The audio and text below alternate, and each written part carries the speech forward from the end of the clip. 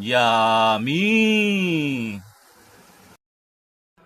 Hello mga kajuit, welcome na naman sa kusina ni Juit. Today's video ay magluluto tayo ng beef con ampalaya. At ayan, pinainit na natin yung ating kawali. Kaya maglalagay na tayo ng mantika, bawang,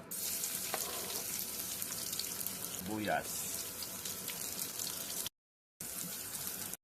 beef na hiniwa-hiwa lang ng maninipis mga kajuit.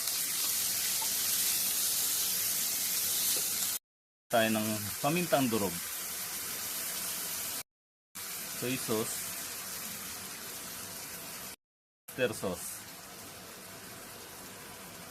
at saka lang natin ilagay itong ginayat na maninipis na ampalaya. Takpan lang natin mga kajuit hanggang sa ito ay tuluyang maluto. Ayan mga kajuit, after 5 minutes luto na ang ating beef con ampalaya. Yummy!